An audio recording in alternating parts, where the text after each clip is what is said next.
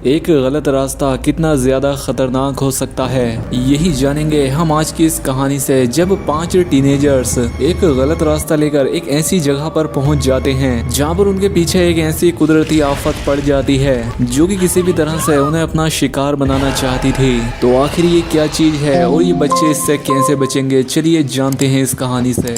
Film की शुरुआत में हम एक यंग लड़के को जंगल से होकर भागते हुए देखते हैं। वो काफी डरा हुआ था, वो एक जगह पर आकर बैठ जाता है। वो बहुत थका हुआ था, उसके चेहरे पर डर साफ नजर आ रहा था, मानो ऐसा लग रहा हो जैसे कोई चीज उसका पीछा कर रही हो। खैर इसके बाद सीन चेंज होता है और हमें एक बस को दिखाया जाता है जिसमें 5 टीनेजर्स अपने फैमिली ड्राइवर के साथ एक फील्ड ट्रिप पर निकले होते हैं। इन टीनेजर्स के ड्राइवर का नाम जोसेफ होता है जो कि एक काफी अच्छी आदत वाला बंदा था। ये सभी लोग बस में मजा करते हुए जा रहे थे, तभी रेडियो पर एक न्यूज आती है जिसमें बताया जाता है कि आज रात फुल लूनर एक्लिप्स यानी ग्रहण होने वाला है जो कि हर 20 साल में एक बार होता है। जोसेफ इसे देखने के लिए काफी एक्साइटेड था, लेकिन टीनेजर्स को इसकी कोई परवाह नहीं थी। हम देखते हैं कि यह रास्ता जंगलों से होकर गुजरता है, जहाँ कुछ दूर आगे जाने पर ही जोसेफ को अपनी गाड़ी रोकनी पड़ती है क्योंकि आगे का रास्ता बंद था। आगे बहुत सारी लकड़ियां पड़ी हुई थी और साथ ही यहाँ पर एक क्रेन भी खड़ी थी, लेकिन यहाँ पर कोई भी आदमी नहीं था। ऐसा लग रहा था कि यहाँ पर वो लोग आए तो थे लेकिन वो यहाँ पर है नहीं। अब इतनी दूर आने के बाद जोसेफ वापस नहीं जाना चाहता था, इसीलिए वो एक शॉर्टकट लेता है जो कि एक सही फैसला तो नहीं था, लेकिन इनके पास दूसरा कोई रास्ता भी नहीं था। और यहीं पर हम एक इंसान का हाथ देख पाते हैं जो कि लकड़ियों में दबा हुआ था। खैर अब आगे बढ़ने पर ये लोग एक ऐसे रास्ते पे पहुंच जाते हैं मानो सर्दियां आ गई हों। चारों तरफ कोहरा छाया हुआ था, जंगल और भी ज्यादा घना होता चला जाता है और कोहरा भी और बढ़ने लगता है। और साथ ही हमें यहाँ पर कुछ जानवरों के कंकाल भी दिखते हैं।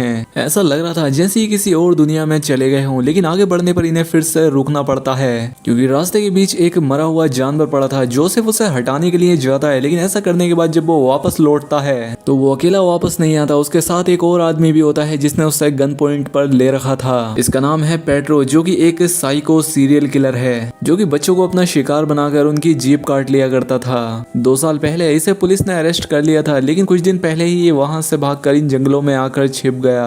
अब इन बच्चों को होस्टेज बनाकर ये शहर जाना चाहता था। सभी बच्चे इससे बहुत डर जाते हैं और जोसेफ भी उसे शांत रखने के लिए उसके कहने पर ही ड्राइव करने लगता है। खैर अब ये लोग धीरे धीरे एक टनल में एंटर करते हैं। ये काफी बड़ी थी, ऐसा लग रहा था जैसे इसका कोई अंत ही ना हो। टेंशन में कोई भी नोटिस ही नहीं करता कि एक बोर्ड पर लिखा था कि ये एक मिलिट्री जोन है और इसमें आम लोगों का जाना मना है। खैर अब इस टनल में एंटर होने के कुछ ही देर बाद इनकी ये वैन खराब हो जाती है। पेट्रो एक बच्चे को गन पॉइंट पर लेकर इसे जल्दी ठीक करने के लिए कहता है। जोसेफ पूरी कोशिश तो करता है लेकिन उसे परेशानी समझ नहीं आती और तभी इन्हें बस की रोशनी में दूर सड़क पर सामने कोई चीज नजर आती है। उसका रंग काला था, वो चमगादड़ जैसी दिख रही थी। तो पेड्रो जोसेफ को भेजता है उसे चेक करने के लिए। तभी अचानक से टनल्स की लाइट भी चली जाती है और अब जैसे ही जोसेफ उस चीज के पास पहुंचता है वो चीज उठकर खड़ी हो जाती है। वो चीज उसकी जान ले लेती है। अंधेरे में कोई भी ठीक से कुछ देख नहीं पाता, लेकिन जोसेफ की चीखों से सभी की हालत खराब हो जाती है और खास तौर पर इनमें से पेड्रो बहुत डर चुका था। वो अभी यहाँ से निकलना चाहता था। गाड़ी की चाबी जोसेफ के पास होती है, लेकिन पेड्रो की हिम्मत नहीं होती बाहर जाने की। तो वो इन्हीं बच्चों में से एक को भेजता है और आखिरकार बेस बाहर जाती है चाबी लेने के लिए। जोसेफ की हालत देखकर वो बहुत डर जाती है क्योंकि उसके शरीर का हाल बहुत बुरा था। जेस को टनल के कोने में एक अंधेरा साया नजर आता है और जैसे ही वो टॉर्च ऑन करती है वो एक कोने में छिप जाता है। लेकिन बेस समझ जाती है कि ये वही क्रीचर है जिसने जोसेफ की जान ली है, जो कि इंसान जैसा दिख रहा था। अब बेस भागकर वापस गाड़ी में आ जाती है। जो भी उसने देखा वो इन सभी को बताती है। अब रेजी उस चाबी से इंजन स्टार्ट करने की कोशिश करता है, लेकिन बस तो खराब हो चुकी थी और अचानक से उन्हें बस के ऊपर किसी के भारी पैरों की आवाज सुनाई देती है और स्क्रीचिंग की आवाज भी। अब ये लोग बस में भी सेफ नहीं थे। पेट्रो ऐसा मरना नहीं चाहता था तो वो बस से उतर जाता है उस क्रीचर का शिकार करने, लेकिन उल्टा उसकी ही जान चली जाती है। ये बच्चे बस का दरवाजा बंद करके किसी तरह से अपने आप को बचाने की कोशिश करते हैं, लेकिन वो खतरनाक क्रीचर अपने नोकीले नाखूनों से दरवाजा खोलकर बस के अंदर आ जाता है।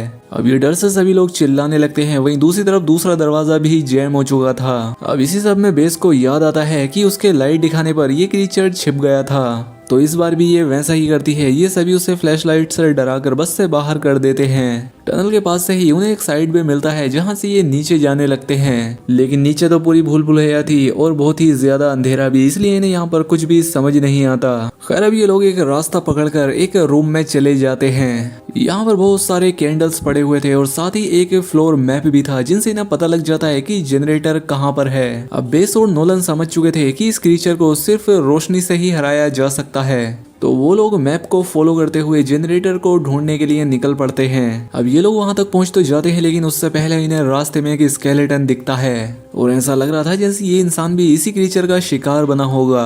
वहीं दूसरी तरफ क्वीनी को बाथरूम जाना पड़ता है तो रेजी उसके साथ जाता है। फिर अब एक जगह पर आकर ये खड़े हो जाते हैं और रेजी उससे थोड़ा दूर हो जाता है, लेकिन फिर भी पता नहीं किस तरह से वो क्रीचर उसे अपने साथ उठाकर ले जाता है। अब रेजी कार्ल को भी बुला लेता है और ये दोनों मिलकर रेजी को ढूंढने लगते हैं। अब अंधेरे रास्तों से गुजरते हुए इन्हें उस क्रीचर की आवाज सुनाई देती है। उस आवाज का पीछा करते हुए ये लोग एक कोने में पहुंच जाते हैं, एक अंधेरे कोने में। यहाँ पर इन्हें क्वीनी तो मिल जाती है, लेकिन उसे देखकर इनकी हालत खराब हो जाती है। क्वीनी के ऊपर वो क्रीचर लेटा था, उसने उसे जकड़ रखा था। अब क्वीनी को बचाने के लिए रेजी उस पर आग से हमला करता है और इससे क्वीनी तो बच जाती है, लेकिन वो रेजी को पकड़ लेता है। कार्ल और क्वीनी बस देखते ही रह जाते हैं, वो समझ ही नहीं पाते कि उन्हें क्या करना चाहिए। वहीं उसी वक्त बेस और नोलन जनरेटर ऑन कर देते हैं और इस पूरी जगह में रोशनी हो जाती है और आखिरकार उस क्रीचर को यहाँ से भागना ही पड़ता है। रेजी किसी तरह से खुद को संभालता है, लेकिन वो अभी भी डर से कांप रहा था। खैर अब ये तीनों यहाँ से नोलन और बेस को ढूंढने के लिए निकलते हैं, क्योंकि यहाँ पर इन्हें सबको एक साथ रहना होगा, क्योंकि यहाँ कोई भी सेफ नहीं है। वही जनरेटर ऑन करते ही बेस और नोलन को वहाँ की हालत दिखती है। देखकर ऐसा लग रहा था जैसे वहाँ पर कोई रहता हो। दीवार पर बहुत सारे मिसिंग पोस्टर लगे हुए थे, इस क्रीचर के स्केचेस बने हुए थे, कुछ पेपर थे और एक डायरी जिस पर जूली और सार्वी का नाम लिखा हुआ था। और ये वही लड़का था जिसे हमने मूवी की शुरुआत में भागते हुए देखा था। ये 40 साल पुरानी बात है। जूली और सार्वी और उसकी बहन ऐसे ही टहलते टहलते इस क्रीचर की टनल में आ पहुंचे थे। इन्हें एडवेंचर बहुत पसंद था, लेकिन जूली ने कभी सपने में भी नहीं सोचा था कि उसकी बहन की जान एक ऐसे ही एडवेंचर में जाएगी, वो भी इस क्रीचर के हाथों। उस वक्त उसकी बातों पर किसी ने विश्वास नहीं किया, ना उसके पेरेंट्स ने ना पुलिस ने, लेकिन गुइलियो ने अपनी खोज जारी रखी। 20 साल बाद वो वापस आ गया इस टनल में। इसी को उसने अपना घर बना लिया और यहीं रहकर इस क्रीचर के बारे में सारे क्लूज इकट्ठा करने लगा। उसे भी इस क्रीचर के लाइट सेंसिटिव होने के बारे में पता था, इसीलिए उसने एक हाई वोल्टेज मशीन बनाई जिसकी रोशनी से वो इस क्रीचर को काबू कर सकते थे। लेकिन इसके पूरा होने से पहले ही उनकी भी जान चली गई थी और अब उसके पूरे 20 साल बाद इनका ग्रुप इस भूल भुलैया में आ फंसा है। इन्हें यहाँ पर पता लगता है कि ये क्रीचर एक पैरासाइट की तरह है जो कि इंसानों और जानवरों के ब्लड से खुद को जिंदा रखता है और पहले से ही इन दो पर हमला हो चुका था। रेजी तो फिर भी ठीक था, लेकिन क्वीनी के कंधे पर उसने काट लिया था। अब पहले तो इन पांचों का प्लान इस टनल से बाहर निकलना था, लेकिन इन्हें अब रियलाइज होता है कि इन्हें गुइलियो का अधूरा काम पूरा करना चाहिए, वरना इस तरह से ये क्रीचर आधे शहर को खा जाएगा। और वैसे भी उस क्रीचर के जिंदा रहते हुए ये लोग यहाँ से जा भी नहीं सकते थे। क्वीनी बहुत ज्यादा कमजोर हो चुकी थी, वो ज्यादा भाग नहीं पाएगी, इसीलिए ये लोग एक प्लान बनाते हैं। वो गुइलियो की उस मशीन को ढूंढ निकालते हैं और उसके सभी कनेक्शंस आपस में जोड़ देते हैं। अब ये मशीन काम के लायक बन चुकी थी, तो नोलन एक बार फिर से जनरेटर ऑफ कर देता है। रेडियो की आवाज और क्वीनी के खून से उस क्रीचर को बाहर निकलने के लिए ललचाता है। प्लान ये था कि उस क्रीचर के मशीन के सामने आते ही बेस जनरेटर ऑन कर देगी, रोशनी से ये क्रीचर अंधा हो जाएगा और तभी ये लोग उसे जलाकर मार देंगे। खैर अब ये लोग अपना प्लान शुरू कर देते हैं और वो क्रीचर इनके सामने भी आ जाता है, लेकिन जनरेटर का हैंडल इतना ज्यादा टाइट था कि बेस उसे उठा ही नहीं पाती। रेजी उस क्रीचर के एकदम सामने था, वो उसकी सांसें सुन सकता था। अब नोलन उसे बचाने के लिए आवाज करके उसका ध्यान अपनी तरफ खींच लेता है। बेस भी इसी तरह से आवाज करती है नोलन को बचाने के लिए। अब एक बार फिर से ये इस क्रीचर को खून से ललचाकर उस मशीन के पास लेकर आते हैं और नोलन पूरी जान लगाकर उस हैंडल को खींचता है और अचानक से हाई वोल्टेज रोशनी से पूरा कमरा भर जाता है और इस बार इस क्रीचर की हालत खराब हो जाती है। तीनों लड़के मिलकर उस क्रीचर पर हमला कर देते हैं और वो दो लड़कियां मैप फॉलो करते हुए बाहर की तरफ भागती हैं। बाहर सुबह हो चुकी थी और दिन की रोशनी में वो क्रीचर इनका कुछ नहीं उखाड़ सकता था।